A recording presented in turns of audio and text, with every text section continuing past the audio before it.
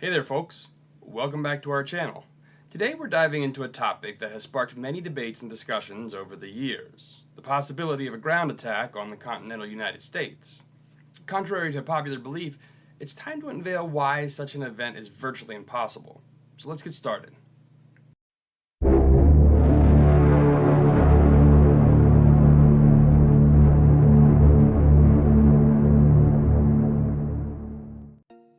The first factor that we need to consider is the immense geographic barriers surrounding the U.S. Our great nation is blessed with natural defenses in the form of vast oceans on three sides.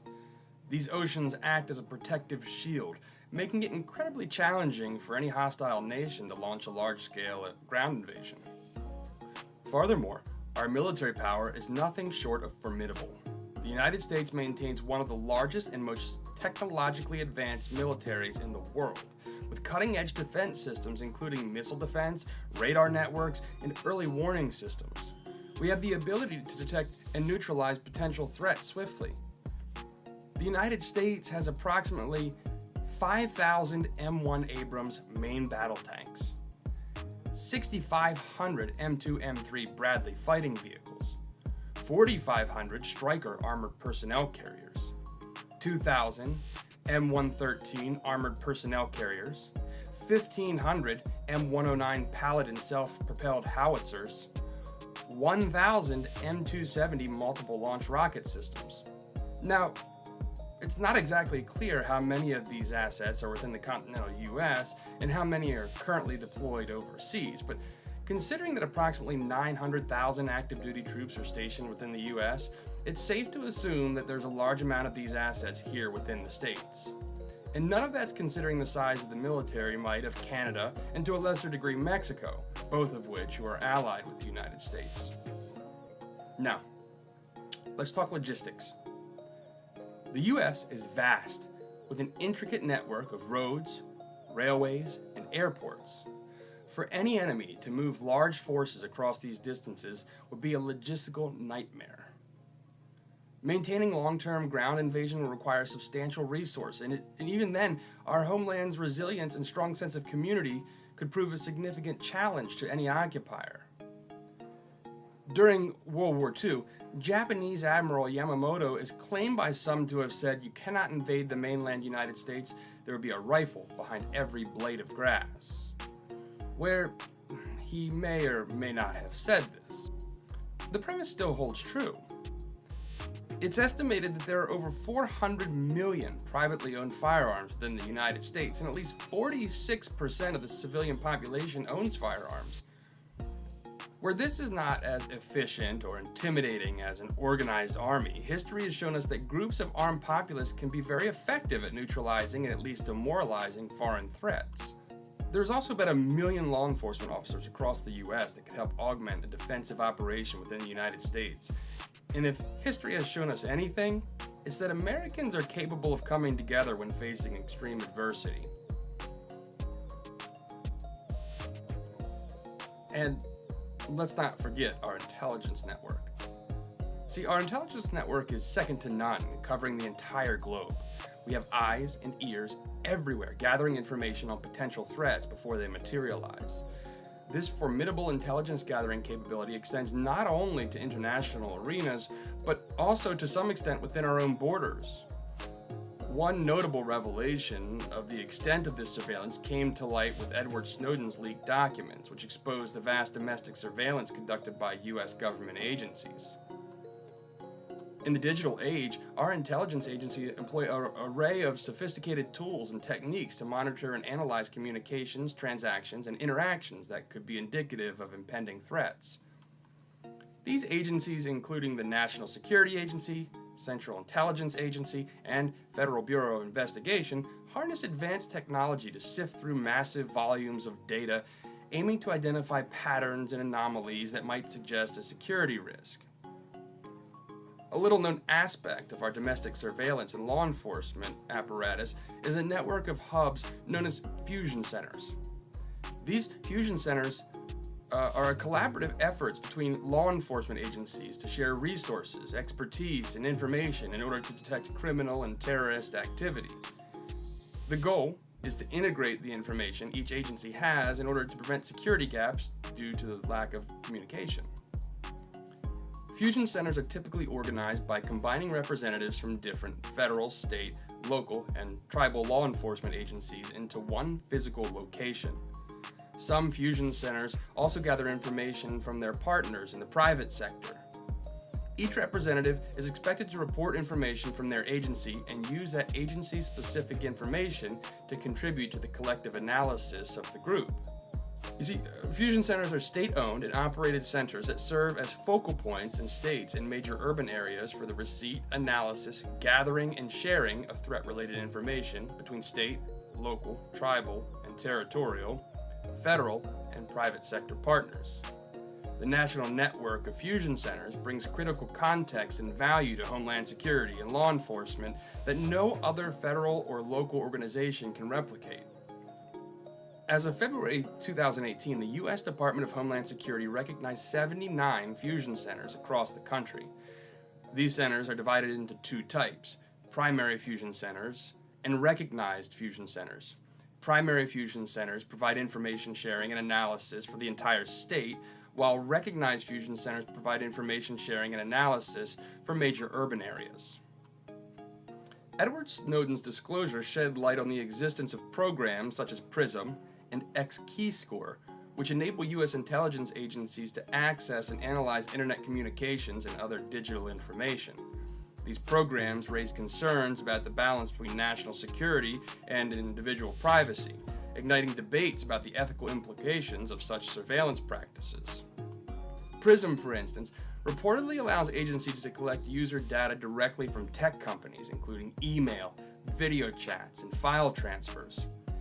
Meanwhile, X-Keyscore is said to provide analysts with real-time access to a vast database of internet data, facilitating the tracking of online activities and identifying potential threats based on specific search queries. These digital assets grant U.S. intelligence agencies a comprehensive view of potential threats, both abroad and within our own borders. While there are legitimate concerns about the scope of domestic surveillance, the potential for privacy violations, the information gathered from these activities contributes to the nation's overall security posture when considering the possibility of an attack within the continental U.S. The intelligence community's objective is to prevent attacks before they occur, enabling a proactive approach to national defense. At least that's what they claim. In summary, our intelligence network's reach is expansive, encompassing both international and domestic surveillance efforts. The revelations of Edward Snowden's leaked documents expose the depth of his surveillance within the United States, prompting discussions about the balance between security and civil liberties.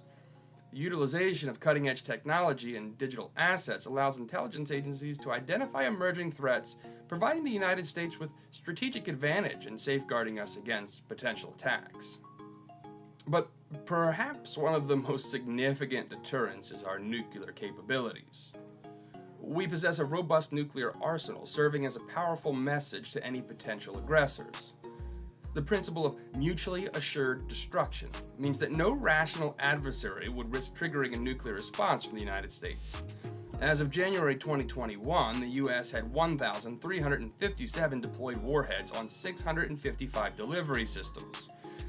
These delivery systems include 400 land-based intercontinental ballistic missiles, ICBMs, of the Minuteman III type, 240 submarine-launched ballistic missiles of the Trident II type carried by 14 Ohio-class ballistic missile submarines, and 60 nuclear-capable heavy bombers, including 20 B-2A stealth bombers and 40 B-52H bombers. In addition to the active stockpile, the U.S. also has a reserve of non-deployed warheads that can be uploaded onto delivery systems if necessary. The size of this reserve is also classified, but some estimates suggest that it contains around 2,000 warheads.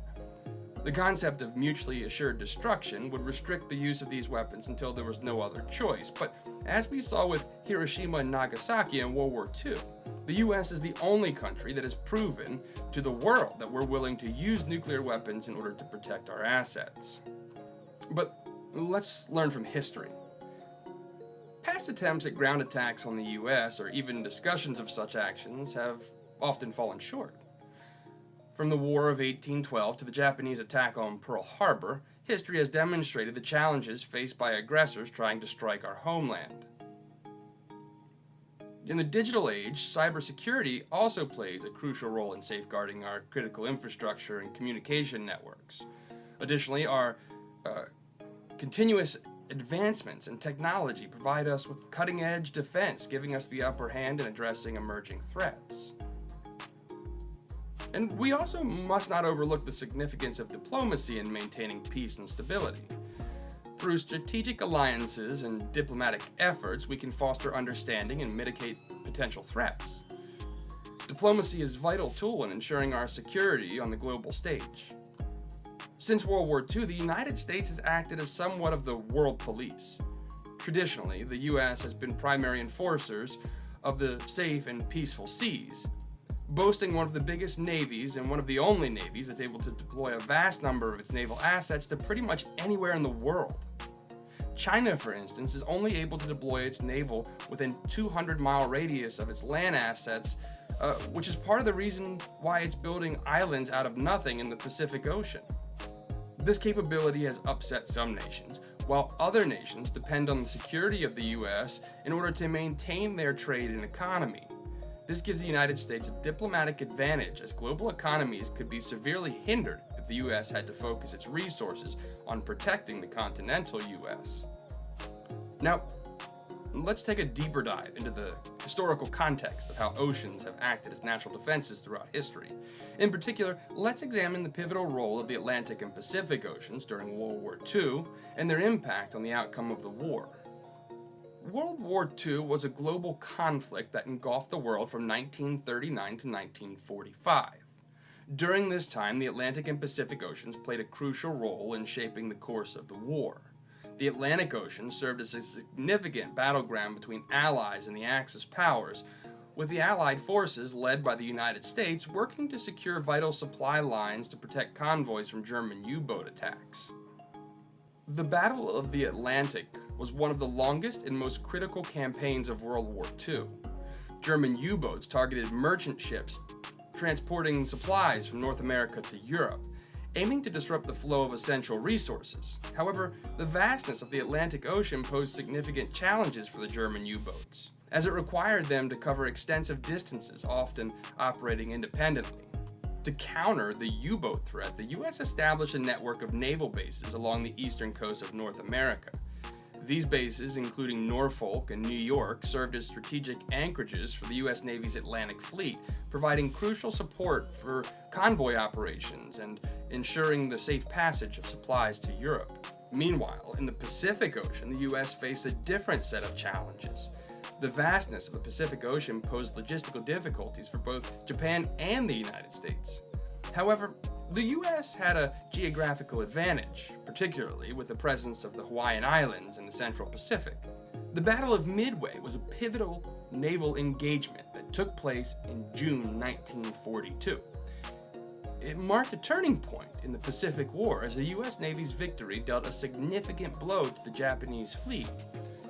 The presence of the Hawaiian Islands allowed the U.S. to maintain a strategic stronghold, acting as a critical base for launching counteroffensives against Japanese forces. The Hawaiian Islands' strategic location allowed the U.S. to project its military power across the vast Pacific expanse, making it exceedingly difficult for Japan to launch a direct attack on the continental United States. That being said, at this point in history, Japan is an ally to the United States, as is Australia, hosting military assets, giving the U.S. tactical advantage over any military forces attempting to traverse the Pacific to launch an attack on mainland United States.